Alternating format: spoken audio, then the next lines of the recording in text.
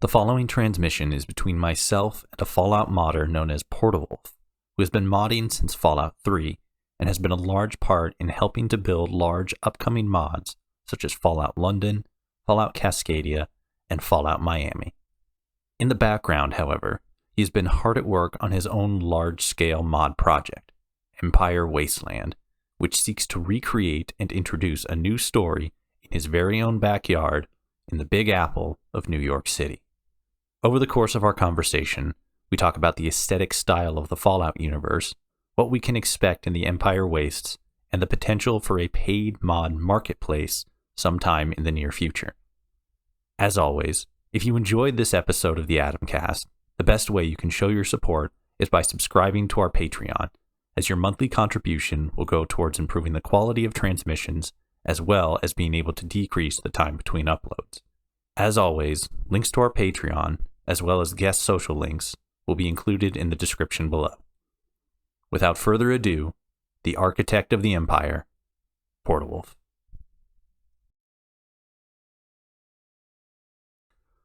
So I think the best way, we'll get the big question out first. Like, it's the elephant in the room. Everybody wants to know, what is the best pizza? Like, as far as toppings are concerned, or like the style of pizza? I mean, you're a New Yorker. Yes, You're the pizza You're the pizza capital of the world. You obviously there is a right pizza and a wrong pizza. What is it? What is the right pizza and what is the wrong pizza? I can tell you with all certainty that Chicago pizza is just an abomination. What is Chicago style pizza? It's the deep dish, so you've got like a shit ton of sauce on it, and it's just like, this is a pie, like in a very literal sense, where it's got, like 2 inches of toppings on it. It's like, that's not a pizza. I like my, my New York slice. It's flat, but it's very tasty. Yeah. It's got the oil that leaks off of it, but not a mound of marinara. Mm-hmm. That's what I like. Gotcha. Is that one of, if not the most popular pizza, or is that just like the PortoWulf special? I mean, that's definitely gonna be like the classic, at least in this area. Like, that's what people go to when they say, "I want a slice of pizza." That's the pizza I'm talking about. Gotcha. So would you say that your love, your artistry for pizza is what inspired you to create a mod for Fallout based on New York? Oh, 100. The pizzas and bagels. Those are the two. Those were the inspirations to Fallout. Strictly because of the pizza. You played Fallout. You played Fallout 4, and you said, you know what? This game doesn't have enough pizza in it. I'm gonna fix that. It's funny because you joke, but there is literally, I've added pizza in, and I named it after myself. It's Sousa brand pizza. Nice. What can we? So for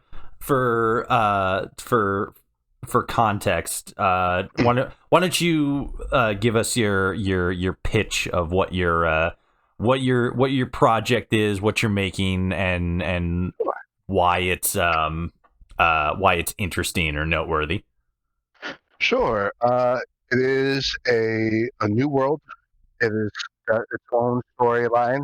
You come from the Commonwealth, so it's a mod where you've done whatever you've done in the Commonwealth, and now you've come to a new location, just like you did for Far Harbor, just like you did for Nuka World.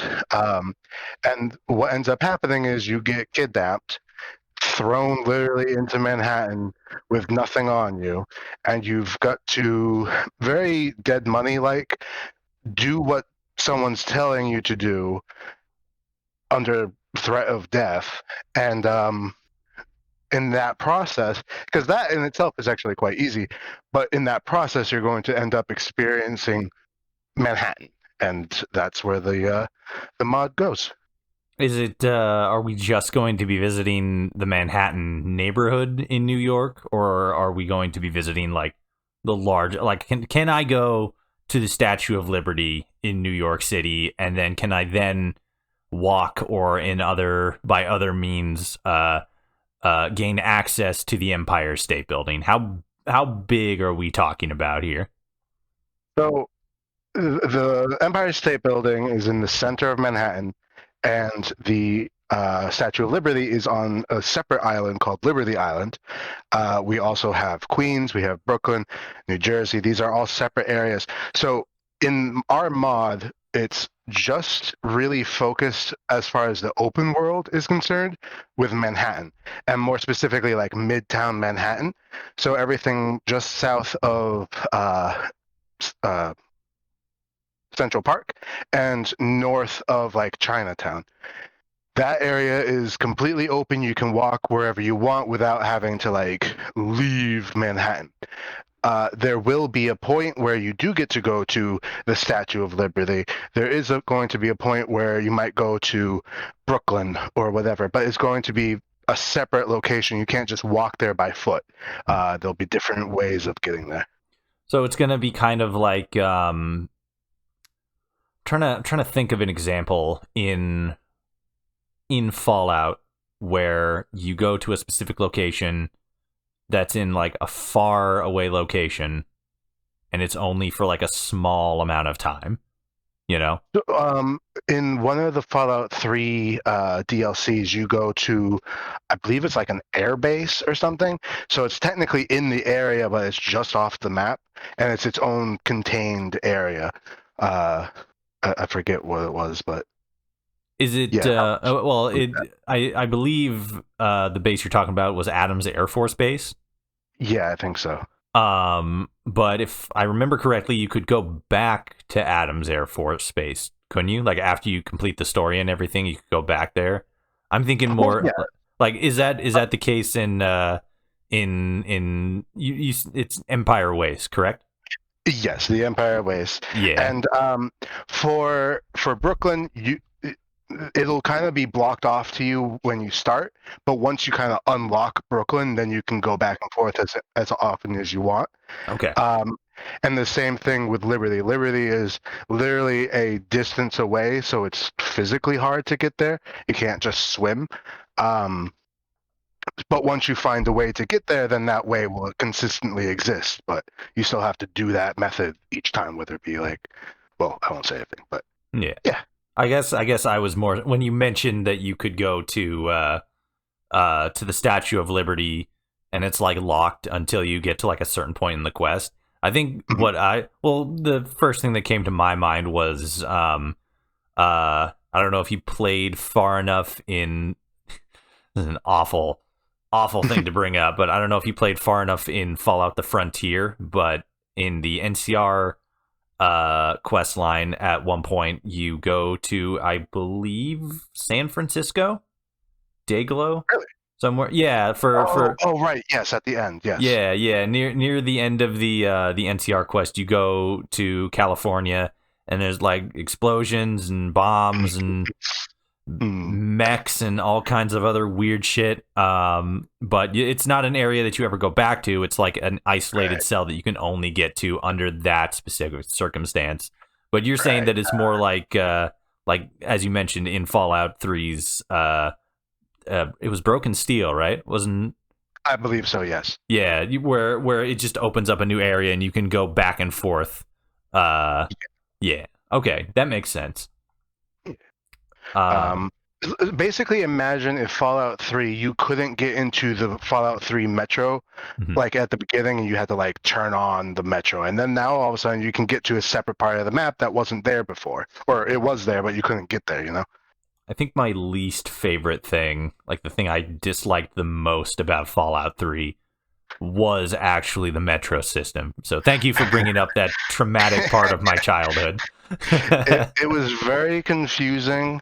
The map physically didn't actually represent the map that you could take, so it wasn't very like I'm sorry, the little in-game metro map that you could look at and you're like, oh, okay, if I go this way, then that's where I go. And it's like, nope, that's not how it works. You talking about the Pip-Boy?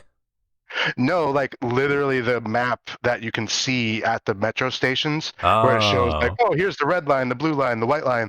And it's like, okay, but that's not actually how it is in the game. I mean, yeah, but then you also have to consider that the subway system in general is probably, lucky to even still be a thing after probably one of the hottest targets on the planet for a nuclear bomb to drop did drop. I'm not just talking about like, oh, like I can't go this way because it's blocked. It's like it's jumbled. It's like rearranged. Like It's like the actual layout is yeah. okay. Did you spend a lot of time actually checking Yes. to see if the metro system was actually mapped out the way it's supposed to be according to the signs?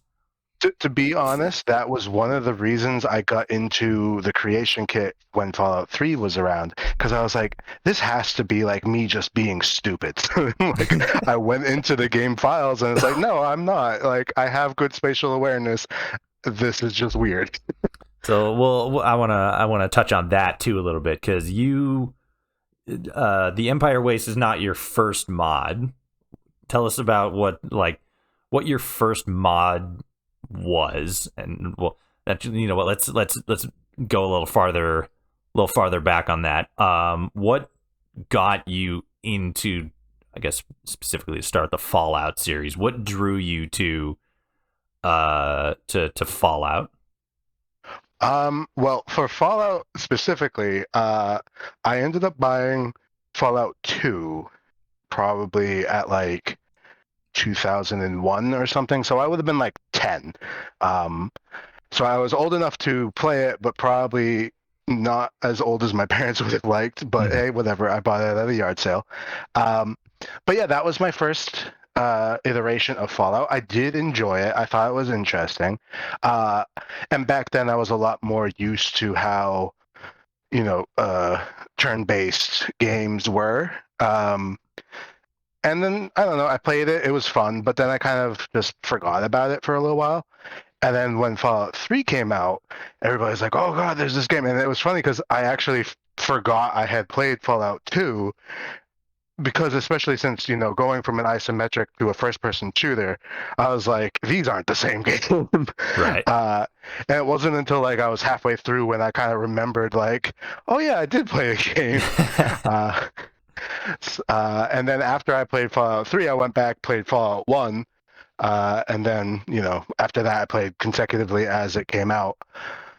But yeah, that was how I got in. The original was just me buying it behind my parents' back.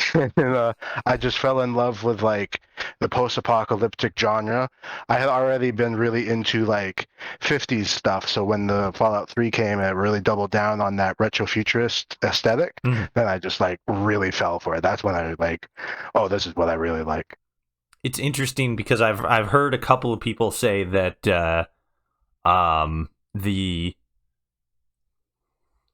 because I mean I can't speak too much for the aesthetic of like Fallout 1 and 2 and like pretty Mhm. much any game that came before Fallout 3 Mhm. because I haven't spent as much time in those games specifically, but Mhm. from what I remember like learning and reading and hearing about and stuff like that, the 50s aesthetic wasn't as prevalent in those older games compared to like the newer games.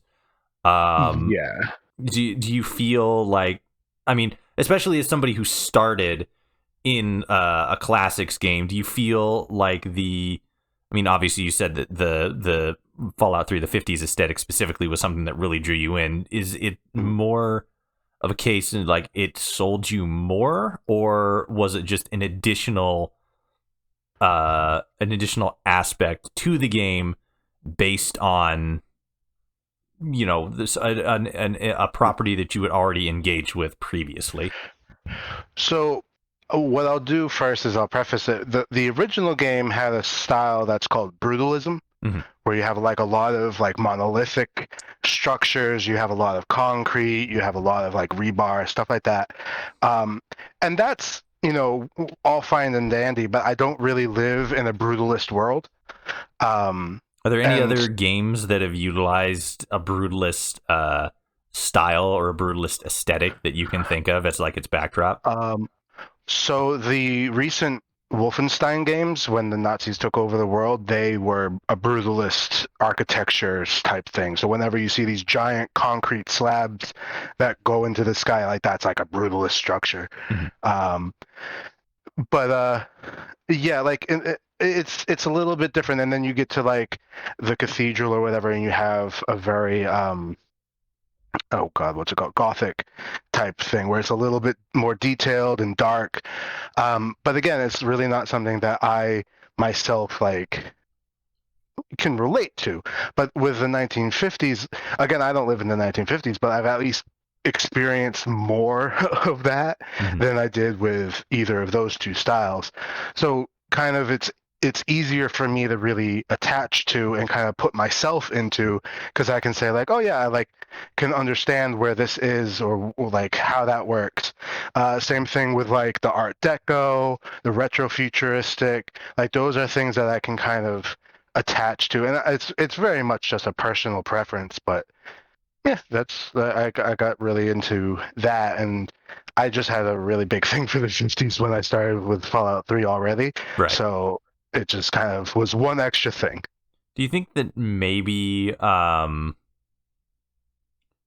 maybe because New York specifically has gone through so many of those cultural, artistic, architectural, stylistic design, however you want to classify it, changes Mhm, over the past 100, 150 years, however mhm. long you want to classify it. Do you think that maybe, or not maybe, do you think, but does it had like conceptually, do you think that part of your attraction to more so modern Fallout 3 with Fallout with Fallout 3 um kind of has its origins in the fact that you were exposed to a culture, township, society that like implement has implemented many of those same artistic and stylistic and culturalistic instances. Yeah, I mean, like I'm basically primed to enjoy Mhm. it. Having Frank Sinatra, he's from New Jersey and the right across the street, and big into that whole thing. Just growing up with that as a backdrop Mhm. really just adds to how much the style adds to me. So. That makes sense. Um, so you said Fallout 3 was your first, or not your first game, but your next stepping stone into that, Mhm, or into the genre as a whole.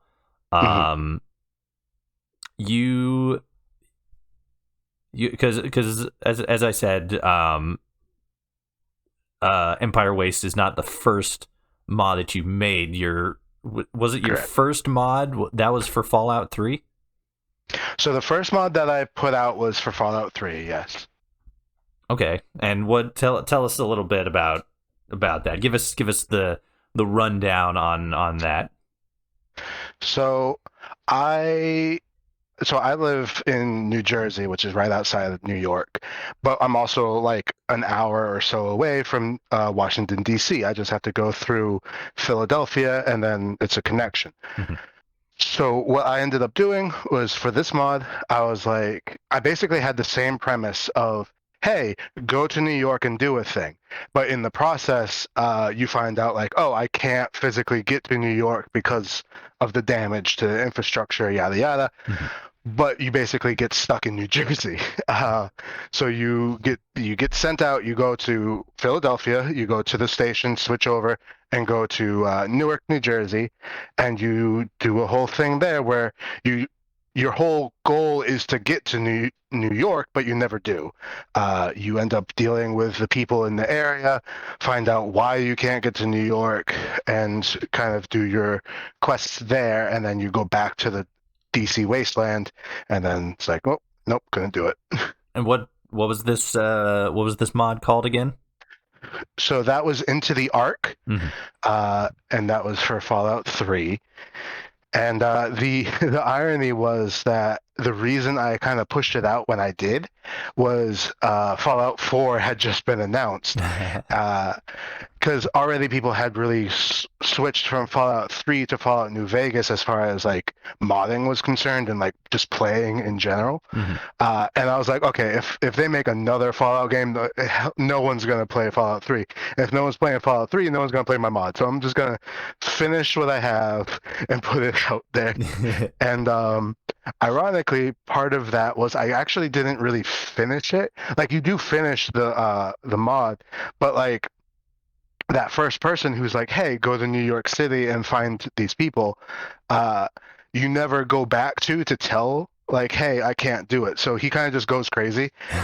And so in this new one, he ends up just like sending person after person after person who never come back.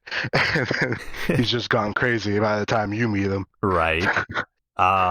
Is that what is like? Is that the? I imagine you must have made at least like one or two other mods between Fallout 3 and what is at this point?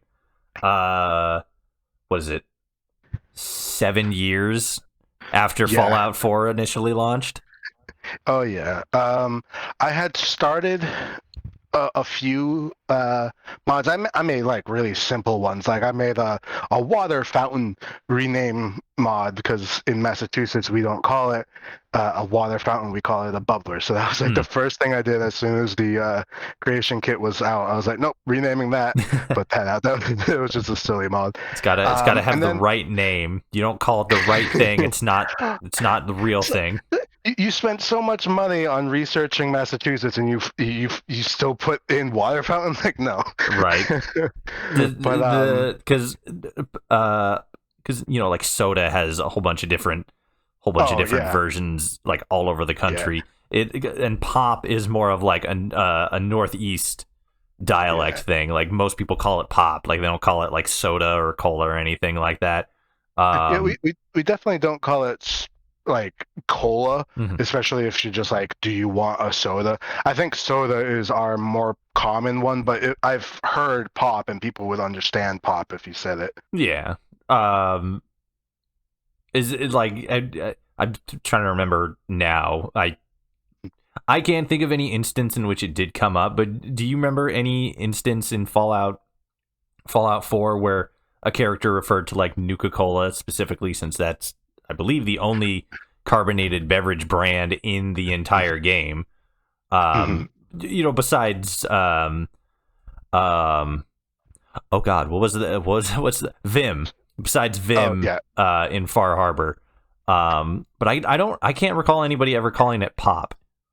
I don't recall anyone doing that, and like a lot of the words are kind of just nationally used. It's really, they don't use local slang at all. Except for that guy that tries to sell you the charge card. Just the weirdest version of the accent. It kind of works, but also doesn't. It's just and then the I'm forgetting his names and shit, but the baseball guy in Diamond City. Oh, yeah. Rookie, are you?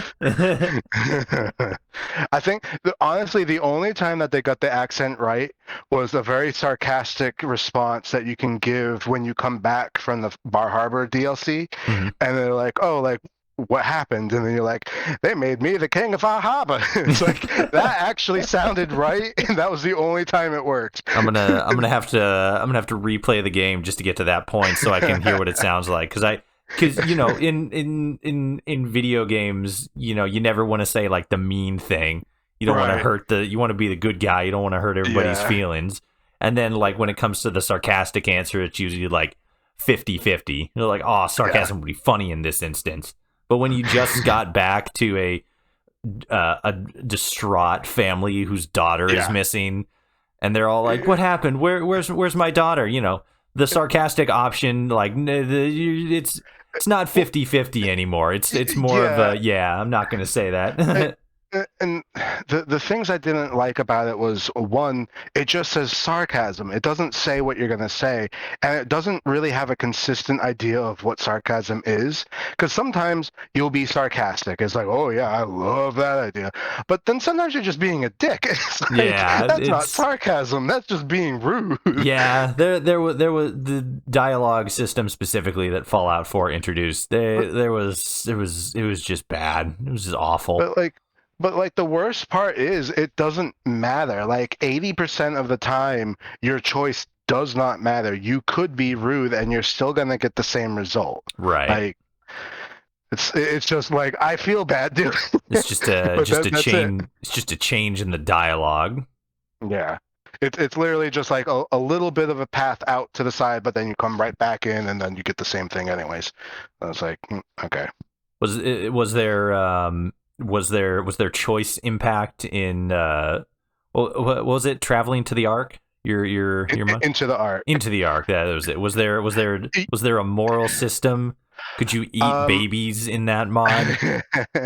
I did have it planned that you could like really change the path depending on how you wanted. Mhm. But like I said, I kind of rushed production. So I'm like, okay, I've got one path done. I'm done. Right. um, but ideally, that's definitely not what I want to do. This time, I want that path branchingness. So, like, there are going to be times where it's like, nope, you've pissed off the wrong people and they're not going to work with you anymore. And you have to live with the consequences of that. So for full transparency, I have helped you out a little bit Yeah. with feedback on like story ideas and Mhm. stuff like that. I'm actually going to be in your Mhm. mod in one or two capacities, Mhm. providing voice specifically because I don't fucking know how to mod. But as far as the story, because like you've told me the story a, like the basic story a couple of times, but Mhm. I fucking contain information like a fucking boat with holes in it. Get it, obviously as much as you feel like divulging. Give us the synopsis for what the story is basically going to be. Like Sure. what are we going to be doing and experiencing when we get to the old Big Apple? So, to kind of repeat what I had said before, this is you don't have to play the Fallout 3 mod to understand what's happening in Fallout 4. It's very much its own thing. But just to get that little bit of information, again in Fallout 3, you meet someone at the Brotherhood. He's living in a tent right outside the Citadel. Mhm. And you meet him. He's like, "Hey, I knew your father. We need to do this. I have recordings that the Enclave have made it to New York City. And if we've been basically digging out these tunnels, you can get all the way to Philly, and then from Philly you can go to New York. And if we can get to New York, then that means the Enclave can come back to us, and that just opens up a whole opening. So you don't want that. So basically go in there, get as much information, destroy them if you can, but then come back and let us know. And of course, that doesn't happen because you can't physically get to New York after the bombs fell from New Jersey. Mhm. Uh, and what ends up happening is he is in the next 10 years, he goes a little crazy. He gets kicked out of the Brotherhood, so he's now ex-Brotherhood. So regardless of your affiliation, you could be really into the Brotherhood, you could be part of the Institute, you could be part of the Underground Railroad, that doesn't matter. He will kidnap you just as a random civilian and send you to New York once again on this path to go find the Enclave, because he's still, he was kicked out of the Brotherhood, but he still has, a certain mindset. So he's like, nope, Brotherhood, we want to kill the Enclave, even if our people aren't going to listen to me, I'm going to do it. So he sends you. He strips you of your things, puts a bomb collar on your neck. Uh, some things happen, and you land in Manhattan. And it's very much like Dead Money. You are left to your own device on how you want to solve this situation. But once you're there, you can either go straight and do the path. Like you could probably finish the mod in like an hour if you just don't do anything, and you're like, oh, that's what I got to do. Okay, I do that, and then I'm out. If you just put your But nose to the grindstone and really speed run it. Yeah. Yeah, like in some of the old games, you could like if you knew what you were doing ahead of time, you could just book it there. You don't have to get any of the exposition or blah blah blah. And you're just like, oh, okay, I'm gonna go southwest instead of southeast or whatever it was. And you're like, okay, now I'm here. I just saved 5 hours of my time. But yeah, so in this one, it's really up to you what you want to do. And once you start exploring, you start interacting with the different groups, the different settlements. You may choose like, hey, I want to help these guys out. Or you might be like, I want nothing to do with them. Or you might even be like, I want to wipe these people off the face of the earth. I hate them. So it's really up to you how you want to do it.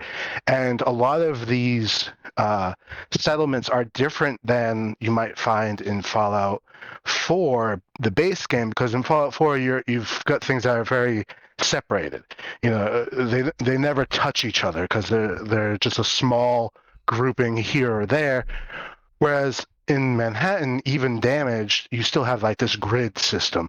So it ends up being kind of like these geometric shapes that do have finite borders, and those finite borders touch. So they will end up interacting with each other a lot more than in Fallout 4 because they're very instance locations where it's like, I could help this guy do really well, but that does not affect any of the other towns in the area. I'm like, that doesn't make any sense.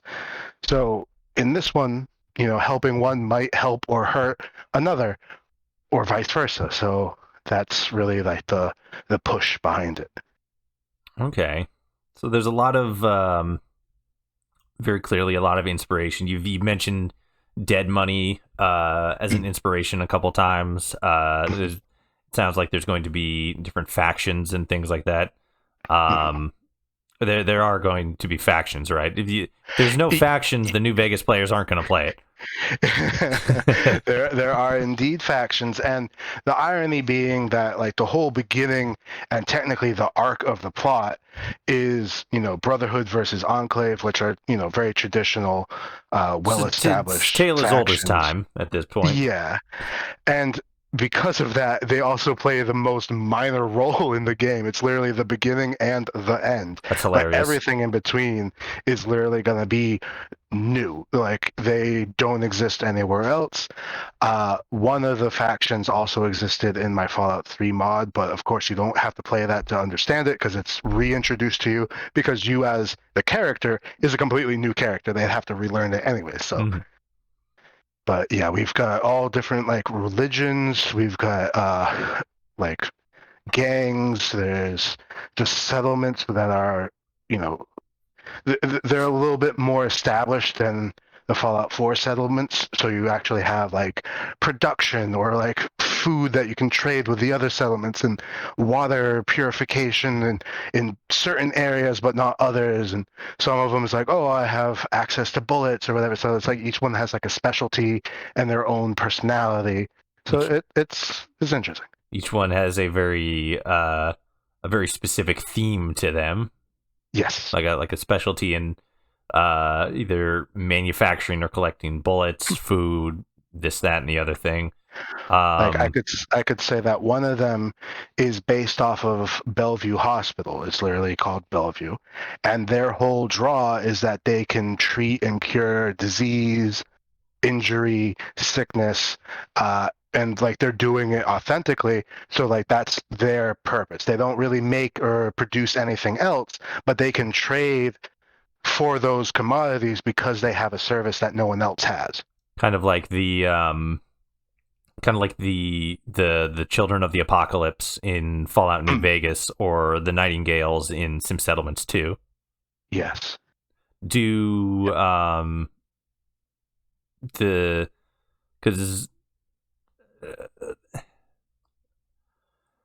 how do I phrase it? So obviously you're taking a lot of inspiration from Fallout New Vegas, and you started with Fallout 2, but you got real heavily into the series in Fallout 3, and now you're making a mod for Fallout 4, and we're recording this in Fallout 76.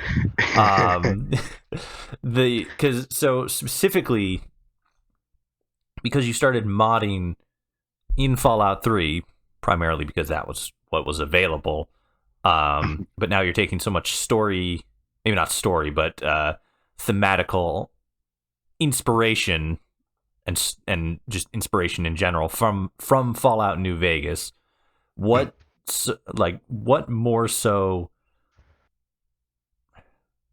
How would you classify Fallout as like a whole now? Like when it comes to like the games and the writing, because especially like, you know, Fallout 4 doesn't have the best writing in most circumstances, but like specifically when it comes to like the story, I guess story quality specifically, since story is mostly what you're leaning on with this. How would you describe it? How would you encompass it all to make it make sense? I mean, so it was very much the Western RPG, but it's gone down the adventure genre path, which there's nothing wrong with that, but it's much more streamlined. When the world becomes open as much as it is, because in Fallout 76 and Fallout 4 and even Fallout 3, it's very wide open, and you can go things in any path. To the mechanic wise behind it, to understand and react to all of your choices becomes exponentially more difficult the more open it is. It takes a lot of effort to kind of continue that RPG elements, which for a AAA studio may not pan out, as far as that might not be the selling point, because a lot of people just look at the game and say, "Ooh, I can shoot a gun," and then they're going to play the game. And the people who are much more into like the whole RPG elements, they might be sadly a smaller percentage, but there's really no reason that those two things are mutually exclusive, which I'm hoping that we go down more that path in the future, but I'm not going to hold my breath. So one of the things that I more so really enjoyed, or maybe not really enjoyed, maybe that's a wrong way of categorizing it, because specifically with Fallout 76, there was a lot of stuff that went wrong with that game from the kickoff.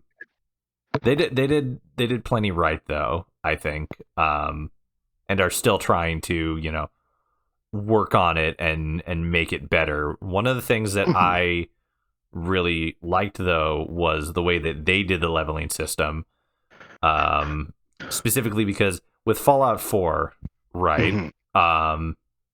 It's so weird looking back on it, like now, because I've been playing a lot of Dark Souls recently, or not Dark Souls, Elden Ring specifically, and in that game, it's very similar to Fallout 4, where you don't have a level cap. So with enough grinding and enough, killing stuff, you can hit max level and get everything. Right.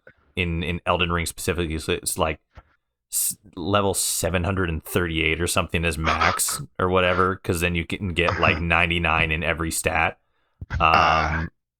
But the big difference between a game like that and a game like Fallout 4, besides, the blatantly obvious, is that with Fallout 4, obviously you are getting stronger with each, perk you gain, but there's not really, because there is a level cap in Elden Ring, but in games like, or in Fallout 4 specifically, there isn't a level cap, or at least not one that I know about, but you will eventually unlock all your perks and everything. but then you'll be able to keep leveling, and you will continue to, I believe, like gain more health, do a little bit extra damage. I think I know the health one specifically. You continue to gain Yeah. on that. Yeah, some of the stats are based off of an equation, and the equation uses the numerical value of your level, so it's not like a tiered system. So on things like health and damage dealt and things like that, it's equated. So the higher level you are, the better that stat is. Yeah, and I would suppose that the way they originally intended that is that because the enemies scale to you, you just keep leveling and just keep doling out a little bit extra damage and gaining a little bit more health, and then the enemies would balance adjusting according to that. So you would hit a point where you don't do any more damage to them, but that number keeps increasing, the damage you do, but the enemy's health keeps increasing, so it all kind of comes out in the wash. With Fallout 76 specifically, because it's an online game, everything has to have like a cap and be on even playing fields. But what I really liked is the card system, like the way that they handled perks, because it's not how it was in like Fallout New Vegas or Fallout 3 with the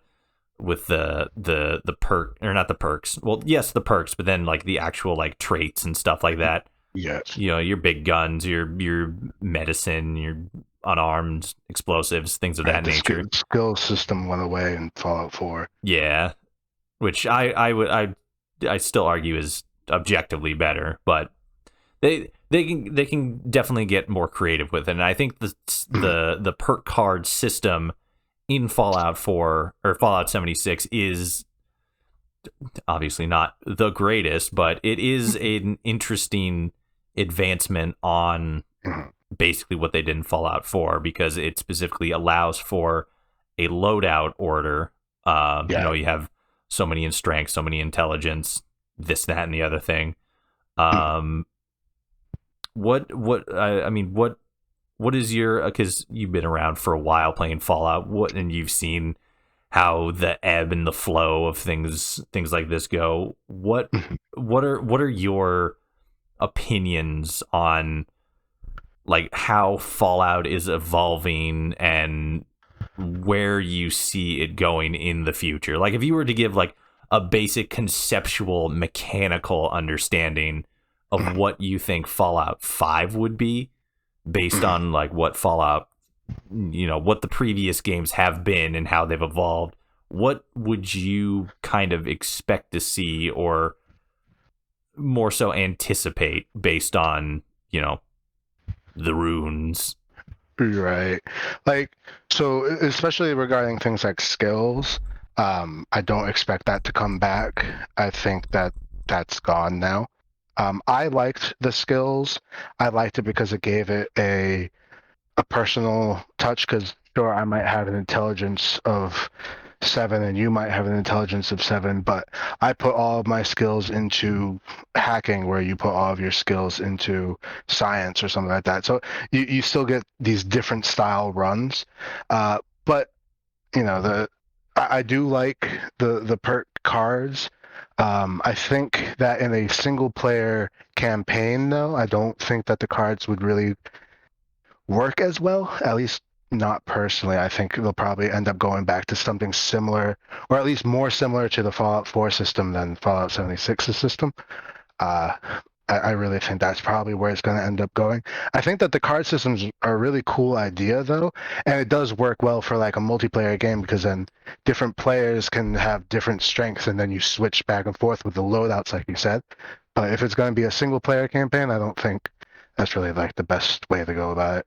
There has been a lot of games that specifically allow you to maybe not switch back and forth between play styles, but allow you the freedom to more so craft your character one way and then go around and like respec them. So like, for example, in Elden Ring, you beat a specific boss and then there's like specific items you have to get. And that actually allows you to respec your character. So if I started playing the game as like a real heavy melee build, I can then go back and respec my character to be a more like magic user or archery or something like that. Yeah. And there's been other games, maybe not more so recently, but there have been other games that are trying to sort of accommodate that where Mhm. it is applicable. Like I liked how the Outer Worlds did it, because there's a little workbench that you can go to. You can go there, you can undo all of your skill points and redo it again to respec your character. But each time you do it, it's harder. Like I forget exactly what the cost of doing it is, but like you can't just freely do it. So it's not like, oh, I'm going to have this conversation, let me switch it. And oh, Right. the conversation's back. Okay, I can go back to where I was. So there is like something to limit the amount of just like fully changing your character, but it's still an option. I kind of like that as a compromise. Do you think, because specifically, I'm also just hearing how often I say specifically, and it kind of pisses me off a little bit. I need to expand my vocabulary, but in because you mentioned, going back and forth, like you don't have the right speech check and stuff to pass this thing. I remember very vividly some raider guy in Fallout 76. I needed a certain level of charisma in order to pass a speech check, and I didn't have it, or maybe it was luck. I can't remember, but I didn't have that. I think I was like 1 or 2 levels off, and I'm like, oh man.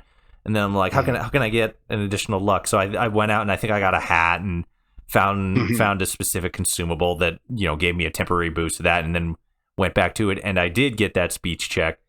And then I remember situations, because I have very vivid memories of when Fallout New Vegas was out. Maybe not when it originally dropped, but maybe like several months to a couple of years after it came out. I sat down and I'm like, okay, I know where all the skill books are. I know all the perks. I know all the traits. I know, this, that, and the other thing. I am going to create my own personal leveling guide so that I can, get everything and get the most bang for my buck. And there was the specific build I went with. Obviously the classic and most objectively best build in any Fallout game, stealth sniper. Totally original, obviously, and yet an instant classic. I mapped that all out, and then the first thing I did was, okay, I'm going to go and I'm going to get every single skill book, level up as little as I can, get all those skill books. Actually, I forget which perk it is, but I got one perk that gives like bonus to when you read skill books. Got all the skill books, and then basically just power level after that and get what I need when I need it. And I can't remember, obviously I don't remember the exact loadout, and I don't remember the methodology for how I got there, but I have a very vivid memory of, for the first time ever in Fallout New Vegas, being able to put 100 in every single skill. And I remember exactly where I was. I was in Zion Canyon, and that's you know what, I used specifically wrong, because I remember I was in Zion Canyon, but I don't remember where I was in the game. But I do remember that I was there when I had 100 in every skill. I don't fucking remember what my specials were, but I do remember that I also took into consideration speech checks when I was crafting that. So it was very different from Fallout 4, where it's like, oh, you just need, this much in charisma or whatever, and then you have a certain percentage to get this specific outcome. Where, similar to how it was in Fallout 3 with the actual percentage system, instead of just like different colored options in Fallout 4, and then like a hard level you have to be at for Fallout New Vegas skill checks. Mhm. But I remember taking that into consideration, and I have absolutely no idea what the specials were. But I remember also hitting that. But to bring that all back, do you think there could be an argument made for that sort of all-encompassing openness, where it's like, okay, yeah, I can just go back, switch out my load order or change up my load order so that I can meet this very specific skill check, or this specific kind of situation, because all I'm doing is just switching stuff up in the meta. Do you think that there could be a legitimate argument made for allowing that, but then giving the player the freedom to, go down that path if they wanted to, or say, no, I'm going to stick to my specific build? Like, what do you think would be the difference between giving the player that freedom to basically, just do whatever they want in the game, but Right. choosing not to, versus that restrictive, maybe restrictive is too harsh of a term, because I don't want to sound like it's limiting or anything, but that more build orientated style, sort of like something like Fallout New Vegas. Right. Like, so I'm always the proponent of giving the player a choice. So having a thing listed as like, oh yeah, you could change your stuff to make it easy for you. Go ahead and give that to players, because some players, they're not as, die hard in their play style. They just want to do this casually, and for them, that's great. But what I would say is that if you're going to have an option, but then not taking that option makes your gameplay a little harder, that you should find a way to incorporate a benefit to that, whether it be like, oh, at the very end, it's like, oh, you've never changed yourself, and now you can get like a secret ending or something like that. Just to give that person like a pat on the back, kind of be like, yeah, you did it, as opposed to just being like, oh, well, you never did it. That's it. That's it. There would have to be like actual incentives for Yeah. people to stick to a traditional thing, like something beyond just like, you meet a character at the beginning when you first got your build and everything, and then later on you meet them in the story again, and if you've changed up their build, they say something specifically. But maybe if it's drastic enough, like say for example they're using the card system from Fallout 76, maybe if you have fewer than, say, 3 of the same cards that you had when you originally met them, if you have less than that, they could say something along the lines of, as like a dialogue thing, like, oh, like you're completely different. You're all, like, again, maybe you apply like karma changes and stuff like that. Like, you're a different man than the one I met back in Washington, or like, wow, you're totally different from where you were before. Like, holy crap.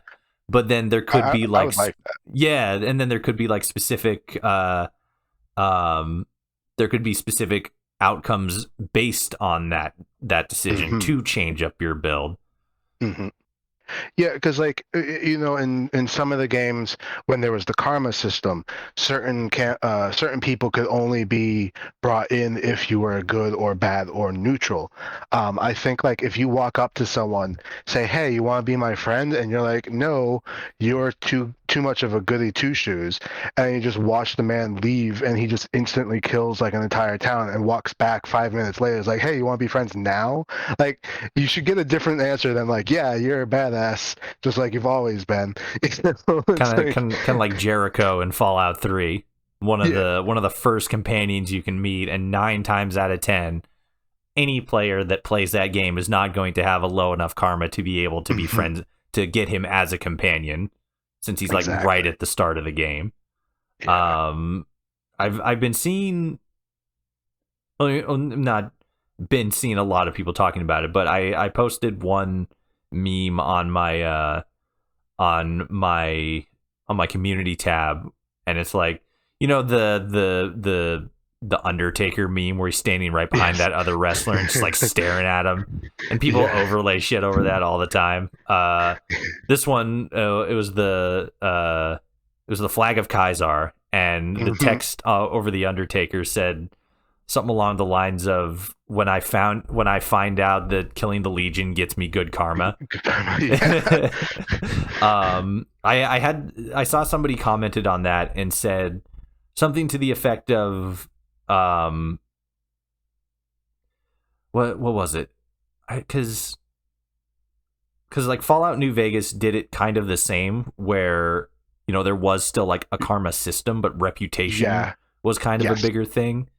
Yes. Um, and they said something along the lines of like they don't like karma system because it's uh, It's subjective. yeah, morality is kind of a subjective thing. And Of course, especially when you're in like a post-apocalyptic genre, yeah. like having the idea of like absolute good or absolute evil and no gray lines makes makes the arguments that are meant to be made by that genre pointless. Because like you're supposed to be like that one quest in Fallout New Vegas where it's like, oh, do you save the sharecroppers or do you save the people in the vault underneath who are dying, Mhm. like actively dying? It's like if you don't help one, then you ruin the other, and if you don't help the other one, then you kill off the others. It's there is no good answer. And if they all of a sudden decided like, oh, if you answer A, you get good karma, or answer B, you get negative karma, that means they have answered that question for you. And there's no like real, discussion to be had. It's like, nope, that's the answer and that's it. I feel like it would kind of have to be um like they would have to think of a new way, like just a new name for it, like not Right. like a karma system, because when you actually like get into like what exactly the word karma means, there's a pretty Mhm. cut and dry, like karma, like Yeah. what goes around comes around, and that's Mhm. usually saying like if you do something bad's going Right. to happen to you, and you do something good's going to happen to you. It starts to get a little bit more subjective when it's like, okay, well, Yeah. what does good mean to you? But in the Yeah. context of karma specifically, there is kind of like an overall, like, there are good things and there are bad things. Yeah. um and it's in New Vegas specifically, it's kind of funny that there's that, the karma system, but then Mhm. there's also Hegelian dialectics. Well, what he calls it. Yeah, the because I feel like a lot of people who are watching will probably actually know what real Hegelian dialectics are, and I hate to break it for all you Legion stands, but Hegelian dialectics in New Vegas isn't what you think it is. Hegelian No. dialectics is just a fancy Latin way of saying the ends justify the means. But I mean, ultimately, that's why I liked the faction system where it's like, oh, the boomers like you Mhm. because you have done things that are good for them specifically. Yeah. But that has no meaning on the great cons because they have an entirely different existence. And like, oh, you helped that old lady, that's nice, but also, who cares? The is I mean, there's not really like a karma system or like a reputation system in Fallout 4. Are you Right. implementing something akin to that in Empire Wastes?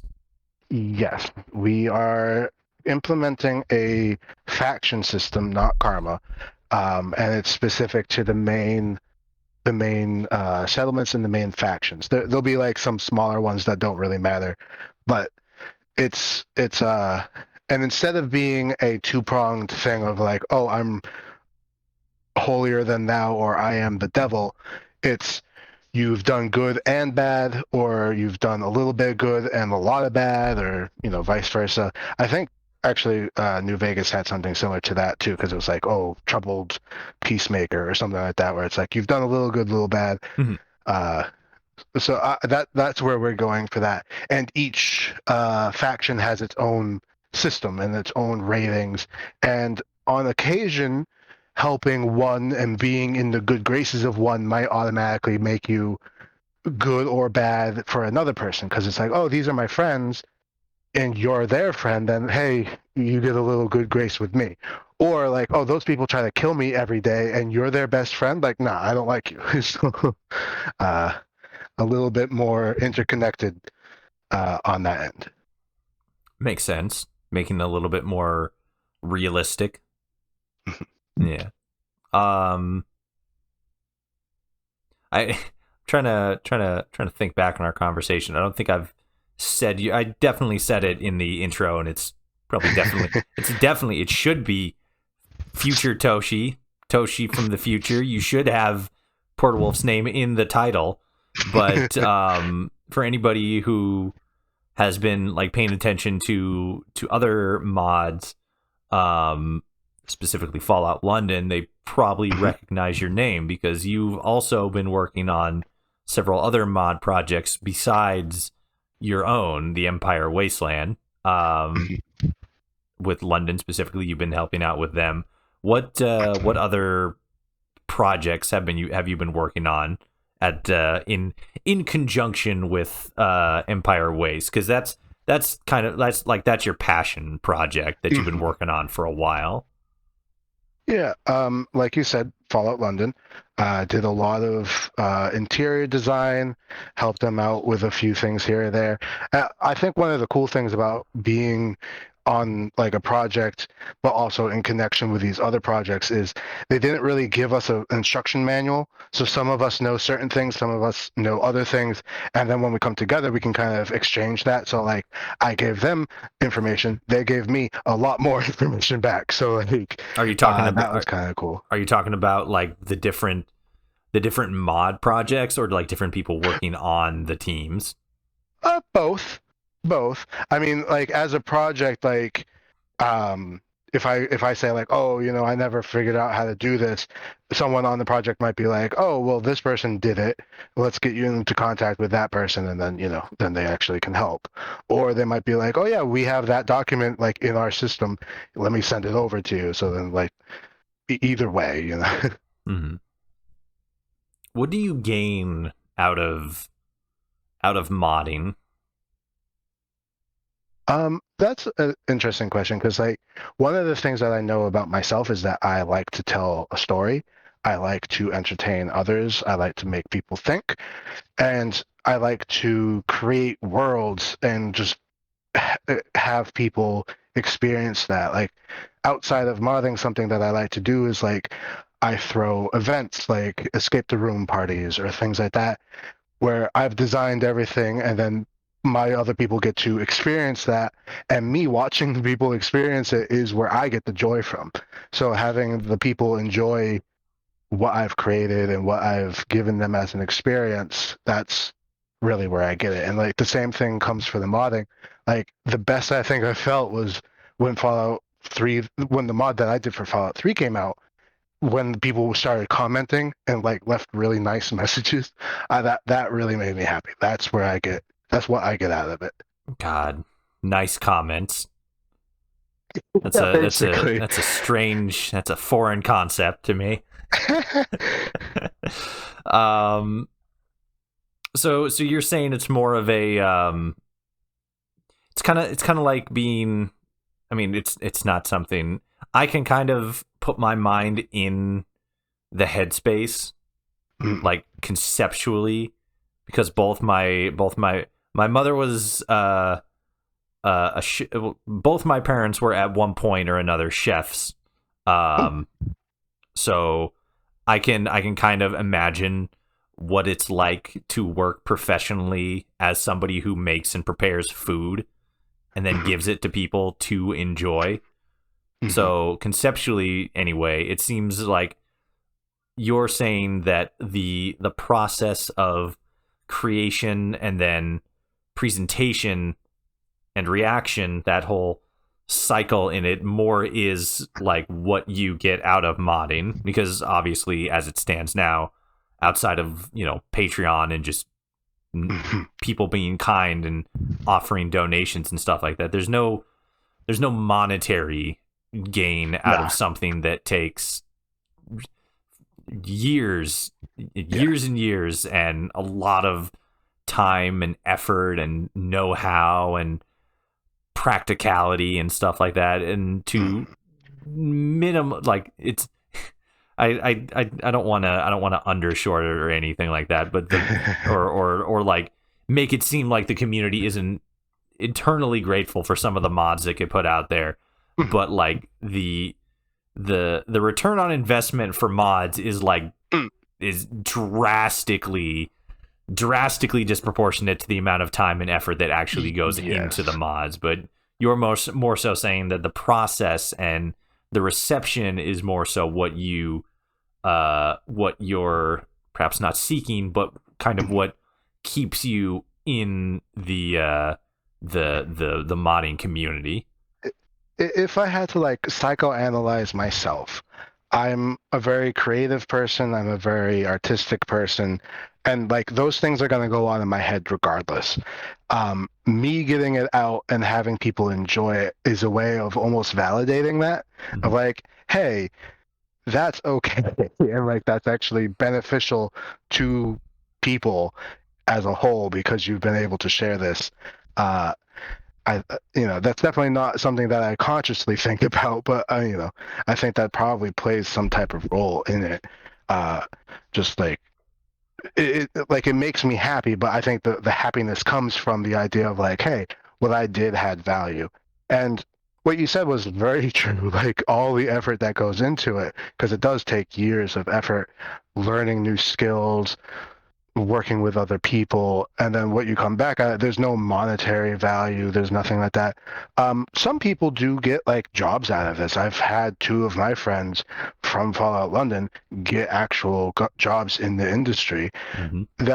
That would be nice, but that's not something that I'm aiming for or that I'm doing this project in order to get recognition. As far as that is, again, nice, but not what my goal is. So Right, right. Um, Obviously, modding in and of itself uh is a complex, and I mean it's definitely gotten a lot easier. I remember having a short back and forth with another modder on Twitter, um, and because they had, like, for the first time made something from Fallout 3 where as all of their former work was for Fallout 4, and I asked him, like, oh, is it easier to mod for Fallout 3 compared to Fallout 4? And they were all like, "Oh God, no! no. It's awful. It's horrible. It's horrible modding for Fallout 3. Fallout 4 is so much easier." Oh Um, yeah. but so obviously it's gotten easier. It's still not easy. It's still time consuming, and I would imagine very stressful at times because you're working with basically video game creation. Yeah. But what for anybody who is like you, somebody who gets the enjoyment out of creation and delivery, or somebody like me who uh um is very interested in storytelling, and sort of wants to elevate, from going just to like writing words on a page to actually presenting something that's a little bit more substantial than, say, like, just like a YouTube video. Um, what sort of advice would you have for somebody who is looking to get into modding, either from like a practical standpoint, like, oh, these are like tips and tricks, or like a conceptual standpoint, like this is what you should, maybe not what you should think about, but this is sort of the headspace you want to be in to do this long term. So one of the things that I would definitely tell anyone who's interested in modding is that whatever you're thinking of is definitely possible, but it's probably not nearly as easy as you think. And that should not be a deterrent. That's just, understand that going in, because a lot of people go in, get confused, get frustrated, get bogged down, and then they just stop, and then the projects die, or the whole idea just stops. And I think that's like the worst kind of effect, is just stopping. Um, of course, there's always a time that you have to know your own limits and things like that. But honestly, just being aware in the beginning of like, hey, this is not something that I can just pick up and instantly master. Um, I've been doing this for years and I'm still learning things here and there. Just having that will kind of help you not burn out quite as easily. And the other thing too is to really be open to other people. A lot of times, even I do this, where it's like I get so into my own head. I know what I want. I know what I want to say, but the way that I'm doing it, or the way that I'm presenting it, or whatever, just doesn't make any sense to other people. Uh, and if I don't listen to people when they tell me that, then the end result is going to suffer. So having that openness for other people is definitely going to be key. And like I said before, like people on the mod teams, certain people know certain things, certain people know other things, and they come together, and that's how the full project gets finished. You're going to know things that others don't. Other people are going to know things that you don't, and there's no what's the word? There's no shame or no whatever in asking for help. That's a big thing too. Like, it's a community. These are passion projects. People love what they're doing. That's why they do it. We're not doing it, as a job. We're not doing it just for money or whatever. Like, we're doing it because we want to do it. So we like what we're doing. So definitely talk to other people as well. But in some, I wanna maybe not push back on that a little bit, but like challenge it a little bit, because you say that when somebody's passionate, it's kind of like that Stan Lee quote where he says something along the lines of like, if you have an idea that you genuinely think is good, don't let some idiot try to talk you out of, which is a beautiful statement. It's completely fantastic, but I think what a lot of people forget is the next line of his thought there, which is not every idea is good. So like we can look to something like The Frontier, for example, which I think I've definitely seen it, but it would be hard pressed to find a large enough percentage of people that would say The Frontier, at least in the version it was released as, was probably something that needed to be made. Like, I absolutely despise the NCR quest line. It's nonsensical, stupid. The writing is awful. It's so hackneyed and stale and dry, and just I'd just be watching a slideshow of other video games all pasted together. But to your other point, there is like actual genuine passion and creativity in that game, like the driving system. I'm forgetting the modder's name right off the top of my head. I follow him on Twitter, but there's like an X in there, right? Yeah. It's Zonaldo or something like that. I'm probably way off, but I'll probably be showing a picture of his mod page here on screen. But he basically created driving in the Fallout engine. He perfected it, and it feels really smooth. For the most part, besides the massive areas that are literally just huge chunks of ice, like it's Skyrim or something, the world of the Frontier is pretty competently made. It's pretty dang good. There's some creative aspects with like the Crusaders, and some ideas they did with the Legion, which are kind of interesting. Not all of them, Mm-hmm. because the Legion especially has some real fucked up shit in it.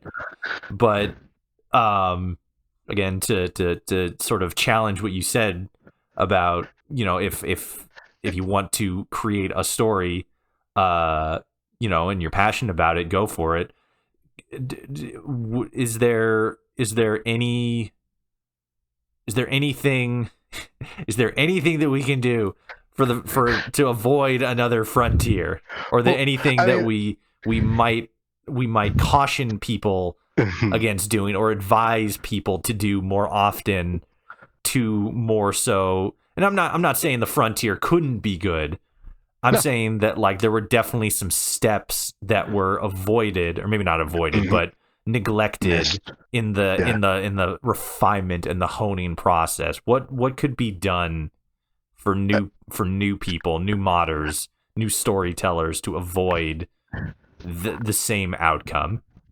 Yeah, and I tried touching on this, but I don't think I really got to really say what I wanted. But like the openness of like talking with others is that like listen to what people are saying, because if things are there's always going to be a balance. You should listen to other people, get a second opinion if you don't like what they have to say, but definitely get, uh, like you had mentioned before, I have talked to you about certain parts of the story, and oftentimes I present it to you as like, hey, does this make sense? I value your opinion. I value many other people's opinion in the community, and I reach out to them and I say, hey, how does this sound? And now that the project is starting to get actual people in it, now we have a team of writers. Like, we can talk to each other. You want to avoid having that echo chamber, but at the same time, having multiple people can bounce things back and forth. I think one of the things that was established as a big issue in the Frontier was they had people who did not take reverse criticism. So that was a big misstep, because people were telling them like, hey, this isn't a good thing, but they still wanted it. uh you got to learn to listen, basically. Learn to take criticism, Yeah. obviously good faith criticism. Yeah, so basically having that openness to listen to other people's opinions. Of course, get a second opinion if you don't agree with it, but if there's a lot of people who have something to say and it's the same thing, it's probably worth taking into consideration. Mm-hmm. Mm-hmm.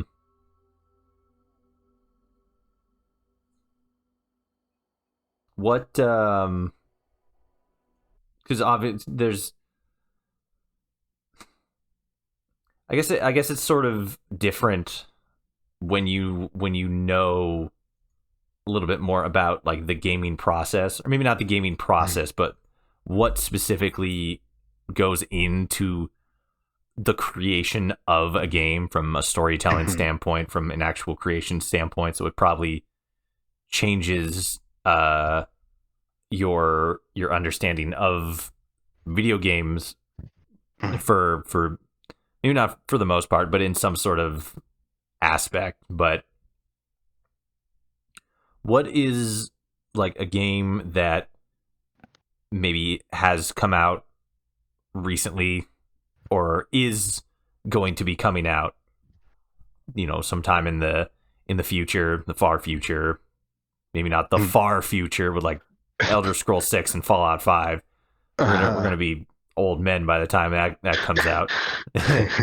But what's an upcoming game that you're looking forward to, and especially with your knowledge of the process, why are you looking forward to it? So, like, if this was, say, 2014, I think, and the Lord of the Rings games are coming out with the Nemesis system, which I think objectively is absolutely groundbreaking video gaming technology.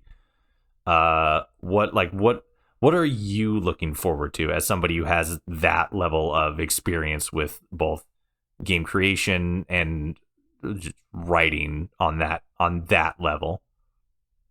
Well, well, I think I've told you I've kept myself very much in the dark with Bethesda's Spacey Boy game, um, and I kind of did that on purpose just so that whatever comes out, I can be pleasantly surprised and not have any type of expectations. But I Just am just looking so forward to it. just so everybody knows, he's talking about the Bethesda game that's going to be coming out, ideally anyway, sometime later this year. Yes. It's Fall Space 3, the video game.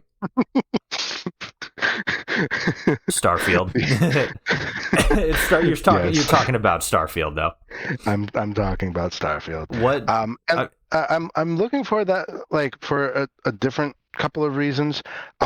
Again, I've kept myself very much in the dark as far as like what's even gonna be the, like, mechanic wise as mhm. far as the game is.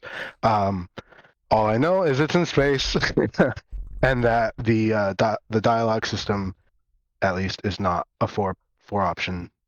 Yeah, So, they've uh, definitely they cuz they're kind of, I don't know, it feels both accurate and inaccurate to say that they're going back to something like, Morrowind or Fallout 3 or even New Vegas, where like the multiple choices, it's not just four options anymore, but it still mm, feels like a new kind of system. But to your point, it is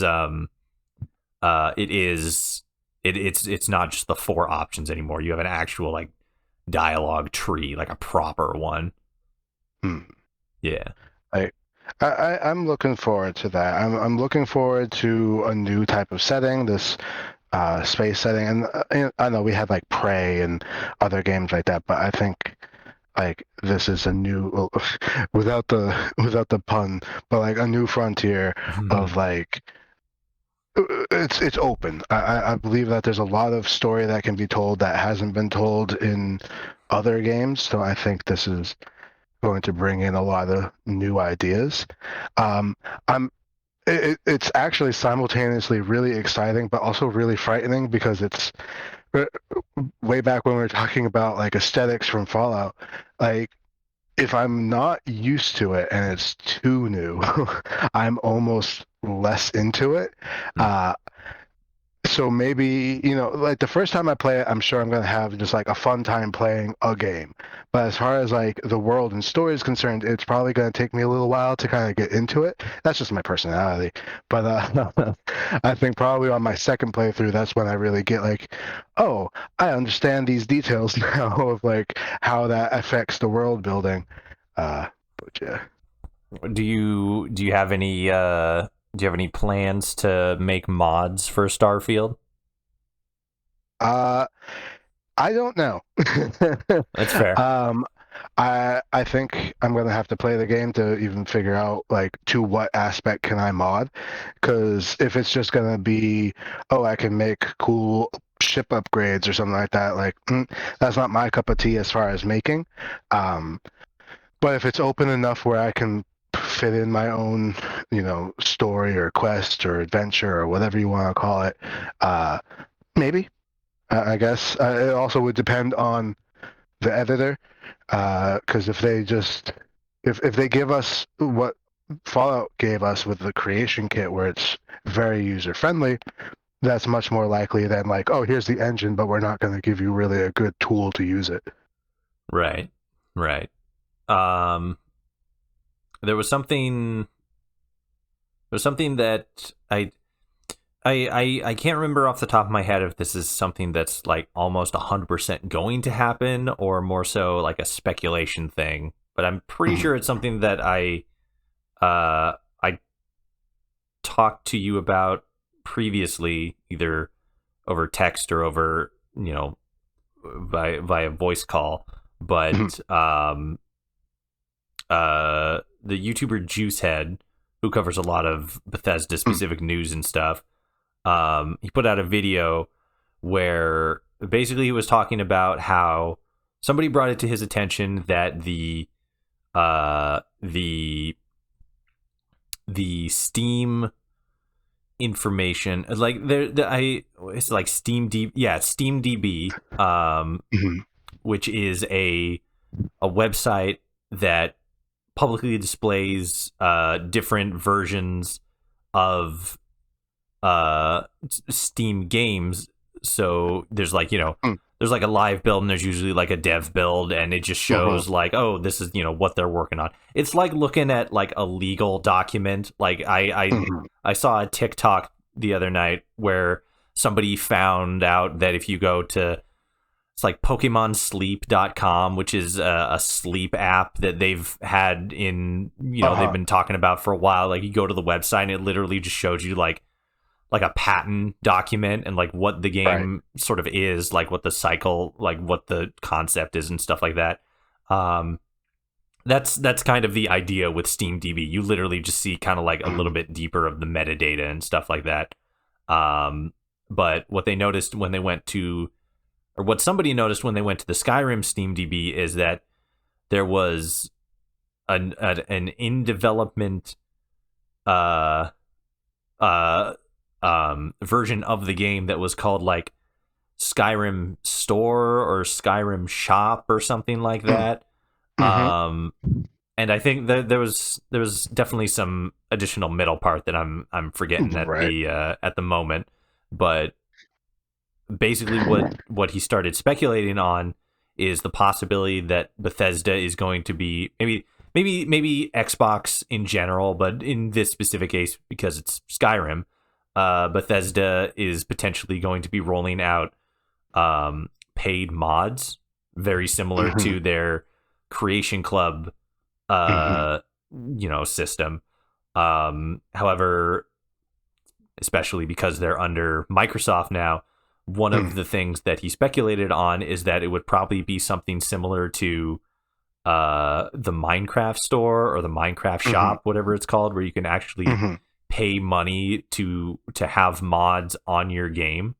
And it's obviously something that's targeted more towards console players for the plug and play element, because people like you and me who do, well, you do PC modding, like actually PC modding. I just put mods on my PC game. But it's open, like you're going to be able to get practically anything you want digitally on a PC, no matter what. It's just a matter of time and effort input. But on a console, that's not the case. It's maybe not a lot harder, but not as expansive to be able to mod on, say, Xbox or PlayStation specifically, because Sony and PlayStation got their whole deal and all that stuff. But so the theory is, and again, I can't remember if this is an actual theory or if it's something that's more likely to happen, but the speculation is that Bethesda is going to be rolling out a, as I said, a paid mod store, again, most likely aimed at console players.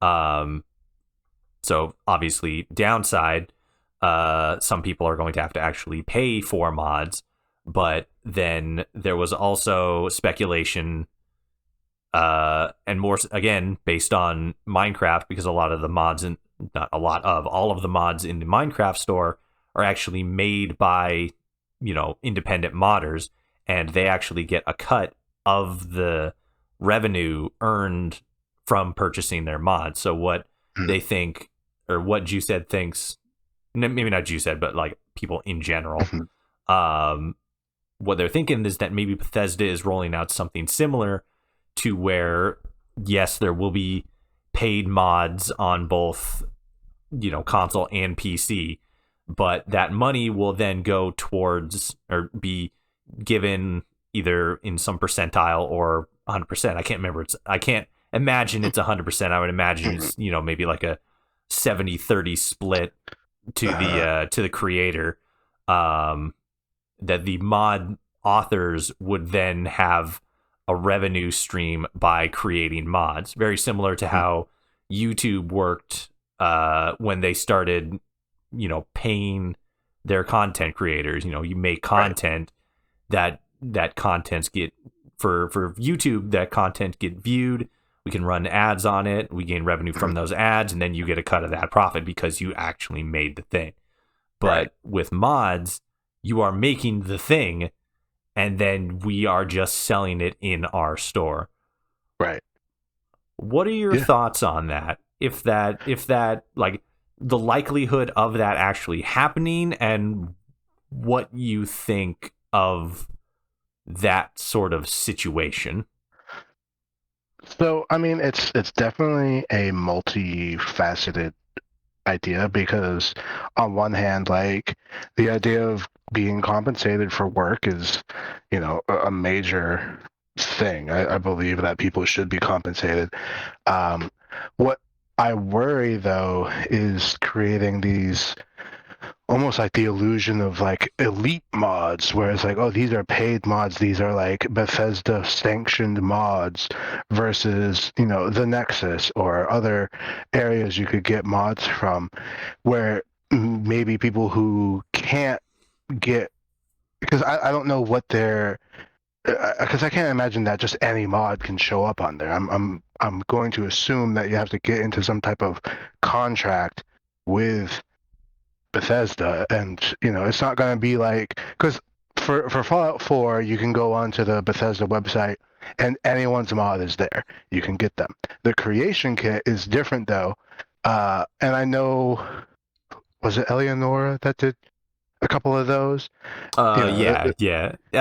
For context, Eleonora is a very well known Fallout 4 modder. She's made a lot of clothing mods, a lot of graphical update mods. Not very like graphically intensive mods, but she's dipped her toe in that. But most of her stuff is actual outfits and what is it? Like I believe they also had like player homes and things like that, because I yeah, remember the that was it. interiors having really cool clutter looking things. Yeah, she's very good on detail, very detailed Yes. outfits and very detailed player homes. But yes, that is who Eleonora is. As you were. And like I know that some of the Creation Club came from Eleonora's work, and I think that's awesome. Like all power for them, but like I just worry that if it creates this weird schism between who's in and who's not, and like what type of mods are they going to allow, because obviously there's certain content that Bethesda might not want to have out, and of course Bethesda can do what they want. They're their own company. They shouldn't be forced to do one thing or the other. But I don't know, it just becomes like one other thing that you have to like politically navigate on that. I But get I think there's a potential there to be really beneficial to the modding scene as a whole, but there's also the potential to kind of like divide it. So it could go one way or the other. Do you think that because you mentioned like the and I kind of agree, there probably would be like a divide between like what is put out to the more general populace, because if we think of general populace as being the people who just, be it on console or PC, just get in, want to plug and play and just veg out on the couch or in the gamer chair and just play a game that fucking works. Mhm. Like I enjoy playing Fallout 76 in some instances way more than I enjoy playing Fallout New Vegas or Fallout 4, because I don't have to worry about fucking modding and fucking getting everything to work just so I can make the game look as fucking cool and be as expansive as I want. 9 times out of 10, 8 times out of 10, 7 times out of 10, it's worth it. But sometimes I just want to just fucking play Fallout. Yeah. But so in that concept that there might be a schism. Obviously, the old adage, the cream rises to the top, or however it goes. I don't fucking care. The because like there I think there kind of already is, like it's not like an official thing, but there you can kind of really quickly tell, like, oh, this is a good quality mod, or like, oh, this is a garbage mod, this is an awful mod. So like, obviously they could still put smaller mods that just add, like, a character or a small outfit bundle. They could put that on the store, and like, oh, it's $1, or like, oh, you get this like little mini pack that's like $5 or whatever. Right. Well, I think that's also really important too, is like, is the pricing going to be consistent? What caused the pricing to be one way or the other? Like, if I get one piece of clothing, is that really worth value when I bought a $60 game that had an entire map, an entire quest, 700 different clothing options to begin with? Like, how do I divide that to equate to being, oh yeah, I buy one new outfit, Mm-hmm. And I think that I think that part of that is kind of like the ease of access, because like you look at something like Xbox Game Pass or PlayStation Plus, or whatever their subscription is called. I can never remember off the top of my head, but with the subscription service, in the long term, like after a couple months, you probably would be paying. You would definitely be paying less for this game, or like these 2 games, or these 3 games, depending on what games it is. But the ease of access, being able to easily access that library for a lower upfront cost, is kind of the justification. With something like this, I could see. Excuse me. Oh my god. I could see the justification more so being like, because like I remember modding for Fallout 4 on the Xbox. Like that was my first introduction to mods, and it was fine. It wasn't the most expansive thing, Obviously, it's way better and just way better modding on PC, because there's so much open access. And for PC players specifically, really all this does is it opens up the ease of access, because PC players specifically, they can do whatever. We can do whatever we want. We can do whatever we want. Yeah. But sometimes we just want to sit down and play the fucking game and have it work right. So it's like, sure, I'll drop $20 to get season 1, or the whole, all three chapters of Sim Settlements 2. And it just works, and I don't have to worry about, messing with any of the files or running Mod Organizer or anything. It's just there, and it works, and it's fine. But on the other hand, specifically for PC players, we can just, we can power through the time spent, knowledge we would have to gain in order to make the mod work, and just play it for free. I think that more so is kind of like the justification. It's the actuality, or the illusion of time saved. Yeah.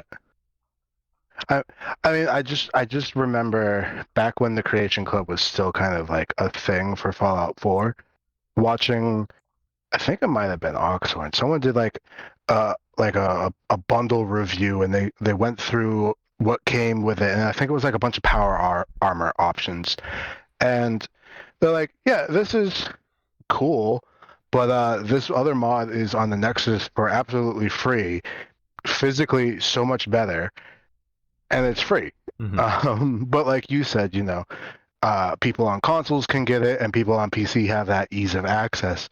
So I don't know. There's always going to be kind of like that, why'd you pay money for that? But like you said, sometimes people just pay for the convenience. Yeah. I mean, like, that's what I do every single season in Fallout 76. Because, one, I don't want to have to, grind for atoms grind for points every day and every week.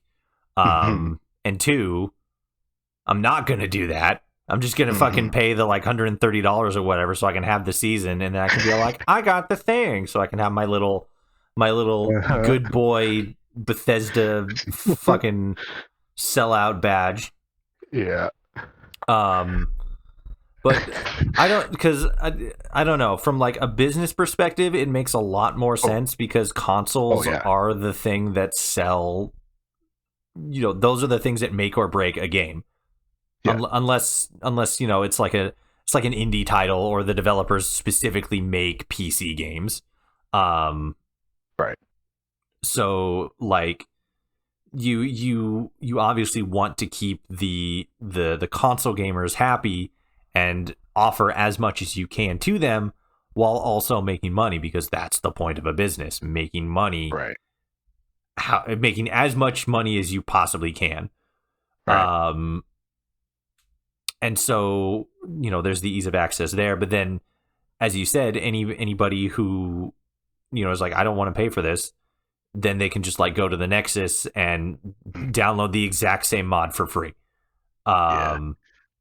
And it's like, yes, you could do that. There is the like with your modding, there is time and effort, and there is a barrier to entry on either side. On the Bethesda mod store, Fallout, Skyrim, Starfield, however it is, the barrier to entry is $5, $10, $15, $20, whatever it is. If they put anything on the store that's more than $20, my tune's gonna real quickly change. But so like that's on that side. That's the barrier to entry for those modding experiences.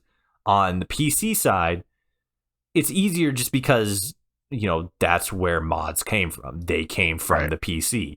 We've kind of they I don't know why I'm saying we. You guys ran so that console players could walk, or however it goes. Yeah. So like that's the barrier to entry. You get everything set up, you download everything you need, you install the mod, you make sure the mod fucking works, because 9 times out of 10, maybe not 9 times out of 10, but sometimes it just doesn't work. You make sure it works, and then you can play and enjoy the game. Yeah. But if something goes wrong, it's not that plug and play, easeability. There's time and effort associated with it. And I think that more so than anything is the justification in the individual's minds. Like, is it worth learning and being able to do this on my own? Or do I just want to pay the $5 and not have to worry about it? Right. Yeah. That's true. That's true. And like you said, it is a business. In the end, it's a business. It's a AAA studio. It's gonna make its money, make its shareholders happy, whatnot. So it is what it is. Yay, capitalism. What do you think is probably, maybe not probably, but in your own viewpoint, in your own understanding, because especially as a writer, creator, game creator, story crafter, however you want to classify it, you often have to think introspectively about people, topics, policy, decisions about decisions. You have to get very introspective and very meta at times, thinking about thinking. You have to get very philosophical. Especially if, like, as you do, you implement a karmic system or a morality system, as you will. So in your own perception, what is like one of, if not perhaps the thing that people ought to remember or keep in mind in order to lead like a fulfilling or an objective or subjectively good life? I mean, I think the first thing is to consistently be open to learning, because you might have a moral or a rule that you live by totally works fine for you, and then all of a sudden you realize that in the future it's no longer applicable. Whether times have changed, maybe just the situation has changed, in which case, things don't run the way that you normally would. You can't just sit there and be like, nope, it's always A. It can never be B, and never, ever, ever. It's like that old thing was like, is it worth stealing a car if you're going to drive your grandmother with a heart attack to the hospital or something like that? Like, if it's like, oh, you can never steal a car, then no. Like, I mean, the concept, yes, but in reality, no. Because you can't prioritize a car over your grandmother, or someone's property, something like that. So, like, you always have to be able to flex, not just because you want it to flex, but because the situation calls for it. And people who I think stick by their guns too much are the ones that the world leaves behind, and everybody else remembers not in the best of light. And even though you have the best of intentions and everything, that like, no one does, no one wakes up in the morning and says, I'm going to be a dick. Like, no one does that. Well, that's not 100% true. I do. I wake up every morning and make that decision consciously. Well, like, everybody is the protagonist of their own story. Everybody is a good guy of their own story. So, like, everybody has a reason for what they do. But that doesn't necessarily mean that that's the right reason. The road to hell is paved with good intentions, or whatever that saying is. Like, it's very true. I think if you want to live your life as a karmically good person, it's not just a system of yes, no checkboxes. It's really an understanding and having to learn as you grow. That's like the one thing that I think people have to realize, because otherwise, like, sure, maybe for the next 10 years your checkbox system works, but then that checkbox system is suddenly obsolete, and you're going to be left behind. So you're mostly saying that it's that for one to lead a, again, subjectively good, because morality is a subjective thing.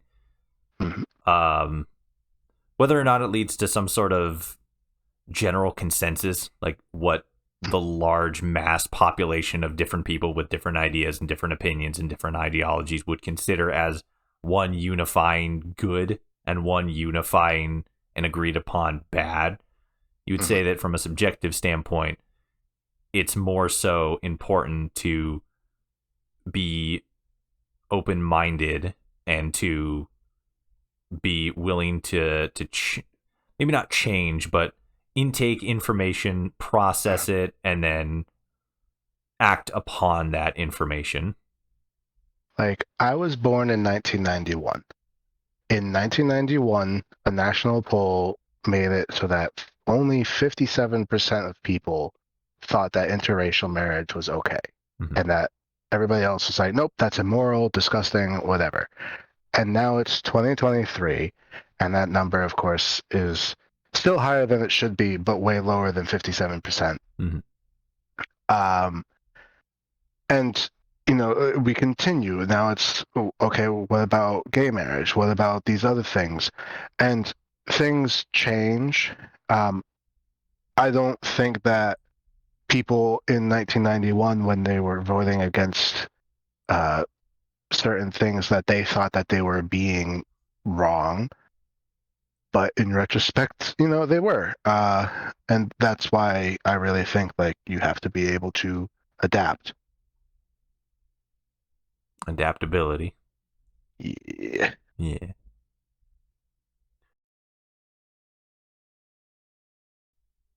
Thank you for listening to my conversation with PortoWulf, lead developer of the Empire Wasteland Fallout 4 mod project. As always, If you enjoyed this episode of the Atomcast, the best way you can show your support is by subscribing to our Patreon, as your monthly contribution will go towards improving the quality of transmissions, as well as being able to decrease the time between uploads. Until next time, I thank you so much for listening, and I will see you all out there in the wasteland.